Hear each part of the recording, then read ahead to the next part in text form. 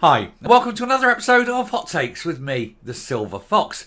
And we have but one day to go before the SNP conference in Aberdeen, when 12 men and a dog will turn up to listen to Humza Yousaf drone on for 3 days about independence. It's not going to be good, is it? But we will be watching it.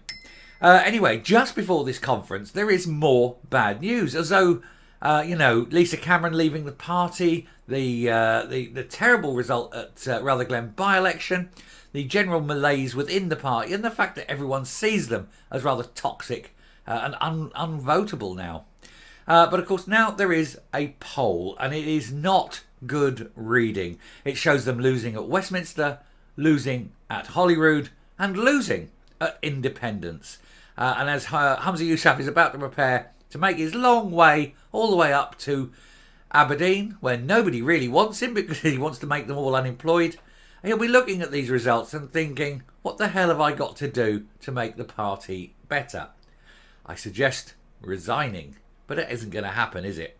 Anyway, we'll take a look at this article, see why they're doing so badly, see what the numbers are, and see if there's anything they can do to reverse their fortunes, which I suspect there probably isn't. Here goes. It's tough at the top when you're Humza Yousaf and you're not very bright and you don't know what you're doing. And that is reflected in this poll. So, trouble ahead for Humza Yousaf, as a new poll shows the SNP down 3 points and Skexit down a point as well. A new poll suggests the Nats are heading for just 20 MPs and Labour on course for 27, along with 7 for the Tories, 5 for the Lib Dems, suggesting the de facto referendum is heading for a disastrous defeat. Now, of course, this was always the problem, and this is why Nicola Sturgeon said no to doing this de facto stuff, because she said it just hands the opposition too big a mallet to beat you over the head with. Because if you don't win, then everyone will say that's the referendum you wanted. There you go, you've had your referendum, and the majority say no. Where do you go from there? And this result is resoundingly no. Because if you've only got 20 seats and the opposition have got 39, then, you are nearly 2-1 against, on what you say would be your referendum. It's not good, is it? Anyway, a new poll on the eve of the SNP conference has spelled further misery for the embattled party on 3 separate fronts. The Savanta survey shows the Nats are heading for defeat at Holyrood and Westminster. In a key finding, it also shows support for breaking up Britain is falling, which destroys the narrative that the independent supporters are merely switching their loyalty away from Humza Yousaf and his exceedingly toxic party, which we saw with the previous report when I did about Lisa Cameron and the thuggery there where they're going round to her house because they cannot deal with the fact that other people have views that do not align with theirs. The poll for the Scotsman shows that the SNP and Labour are neck and neck in Westminster voting intentions ahead of next year's general election, with both parties on 35% of the vote. Labour has climbed 1 point since the last Savanta survey in June, with the Nats plunging 3 points. If repeated at the ballot box, a seat projection from electoral calculus, Labour would have 27 Scottish MPs, and Sir Keir Starmer would be on course for Downing Street, with the SNP left with a rump of just 20 MPs, down 28 since 2019. One of the biggest electoral collapses in British history, and don't you just love to see it? Isn't it something which we can sit and look at and smirk at and think, wow, that was spectacular? And it is. It's fun, isn't it? Grab your popcorn here, folks. The Conservatives are up 2 points on 19%, which makes me wonder, because there are a few seats where the Tories are a close second to SNP. And so they are the seats where Labour voters sort of hold your nose, guys, and vote Tory. It's one election. You're not putting the Tory in, you're getting the SNP out, and everybody wins on that, regardless of your political persuasion. So Lib Dems will be down 1 to 6%. Suggesting both parties will hold on to their seats and even add one more Scottish MP on the 7 and 5 respectively. This result would be an absolute hammering for Mr Yousaf's most seats de facto referendum plan. It would be dead in the water. It would be eviscerated. He would be facing that call to resign immediately. And this is the plan. And remember, this is the plan. Even Pete Wishart, mental as he is, even Pete Wishart said that this was a really bad idea. So how bad is it when even Wishart thinks it's bad? Anyway, for Holyrood voting intention, the next poll is not due until 2026. I mean, vote for Holyrood for another couple of years, 2.5 years. But if the SNP Green coalition collapses, there could be a snap election at any point. And the Nats are also in dire trouble here, with Labour ahead on the regional list vote, 29% to 28%, but the SNP retaining a lead in constituency voting, 37 to 33%. And I'll just pull these up. There's the ballot box there. If I can get that on the screen, you can sort of see that, and you can pause the screen there. And I'll bring it up a bit, and you can pause the screen there if you want to look at that in detail. According to a seat projection by Ballot Box Scotland, the SNP and Labour would again finish neck and neck with 40 MSPs each. The Nats down 24 and Labour up 18. That is a hell of a swing, isn't it? The Tories would have 25 MSPs, down 6. The Scottish Greens would have 16, which would be up 8. Who the hell's voting for these morons? And the Lib Dems, 8.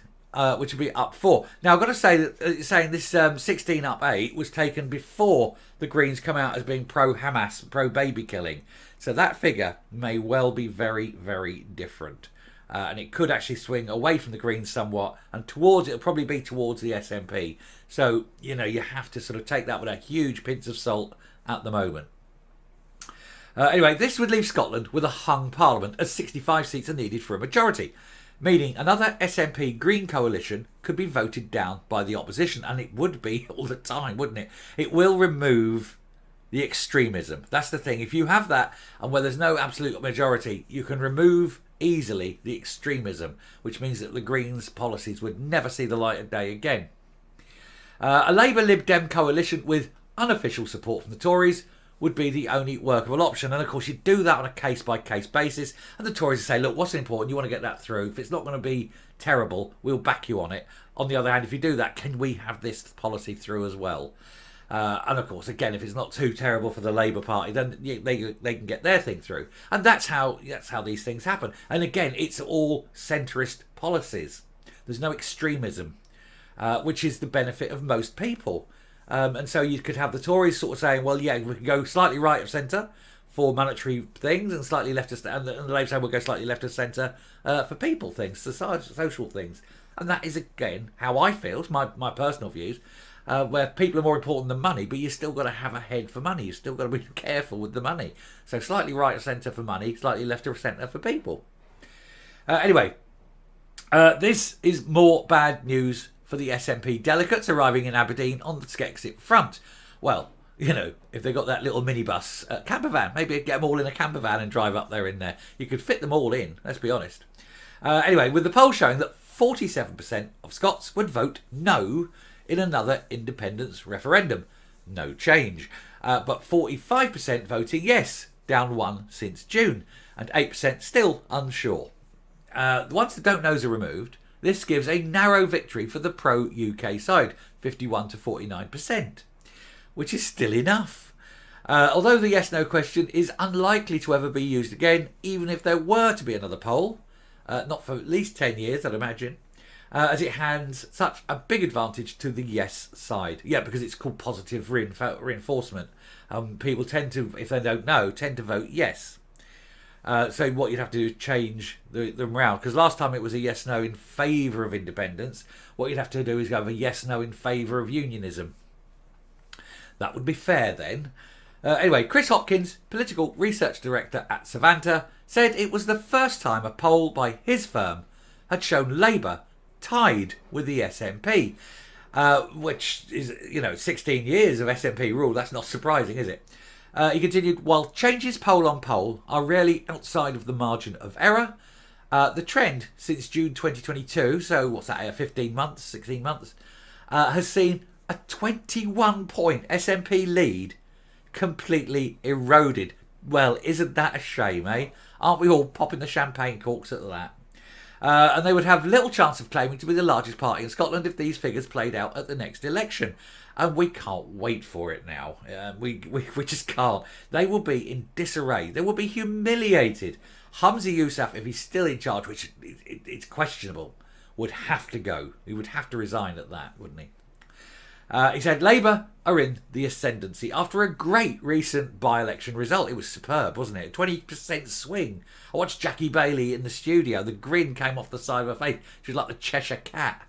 You know, she was just over the moon, wasn't she? I don't know if anyone else watched it. Anyway, he said that's reflected on Anna Sawal's personal ratings too. His fortunes at the moment are significantly better than Humza Yousaf's. Well, that's hardly a surprise, is it?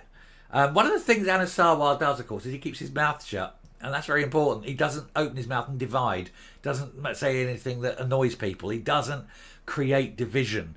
By keeping quiet, people just have no negative opinion of him. I'm not saying particularly positive, but no negative opinion. And that's always good. And of course, if anything needs to be said, they send out the Rottweiler, don't they? Send out Jackie Bailey. Go get him, Jackie. You know, and off she goes. She's good at that. Anyway, yeah, and while following Nicola Sturgeon was always going to be difficult, the SNP's declining poll ratings started well before Humza Yousaf took office. But boy, have they fallen since he's taken office. I mean, it's collapsed. There was an inflection point as when he took over. It was about a week of him taking over. Instead of sort of trickling down, there was this inflection point, and it just collapsed. Anyway, evidence in Rutherglen and Hamilton West of unionist tactical voting compounds the SNP's electoral issues. Yeah, well, there's the thing. Now, it was obviously there was tactical voting in Rutherglen. Absolutely, there was. And where the Tories are strong, we need Labour. Now, the Tories have shown Labour that they're willing to do it. So, where there's an MSP, now only where there's an SNP seat, but where there's an SNP seat and Labour are the very strong contender, the Tories will vote. They've shown they'll do it, guys. That they'll vote Labour, not because they want Labour in, but because they want the SNP out. And now Labour voters in strong Tory challenging seats need to do the same. You guys need to hold your nose, one election only, hold your nose, vote Tory. Remember, you're not voting for the Tory, you're voting against the SNP. Get the SNP out and everyone benefits. And you know that your vote for the Tories there will be matched by a Tory vote in a Labour seat somewhere else. And it just gets the SNP out. And that is as good as you can get. Anyway, Yousaf may soon well be tempted to employ some damage limitation tactics, akin to the ones being used by Rishi Sunak in England, in order to stop the the SNP's declining ratings before even attempting to turn things around. The only thing Humza Yousaf can do that would in any way benefit the SNP is to resign with immediate effect. Let him have his conference. Let him have his moment in the sun at the conference. And then he resigns, or he's thrown out, whatever. Get rid of him is the only chance the SNP have got. They know this. The SNP know this. Well, no, certainly all the backbenchers know it. Anyway, I'm going to round up there and come up a bit longer than I intended, but, you know, a good set of points. I kept doing tangents, and that's the problem, isn't it? I keep doing that. Anyway, I'll round up and come up. So there you go. A man in trouble going to Aberdeen to sit in a huge auditorium with a very tiny crowd, and they've got nothing to say that, you know, is of any use. The only topic they've got, as I said in yesterday's video, the only topic they've got to talk about for 3 days is independence. And that's the one thing they cannot possibly achieve. What a waste of everybody's time, effort and money. Who the hell is going to pay you to travel all the way to Aberdeen to hear that? I mean, there'll be a few wild-eyed loons, but other than that, nobody with any sense will be there. And Jesus, half the parliamentary party aren't going, are they? Never mind. It's going to be a sad old day for Humza, assuming he makes it to the end. Anyway, I shall stop there. Thank you very much for watching. I hope this has been a good video for you. It's been a great one for me. It was a bit longer, like I say, than usual, but, you know, that can't be helped. Anyway, until next time, stay safe, stay well, and I will speak to you later. Bye.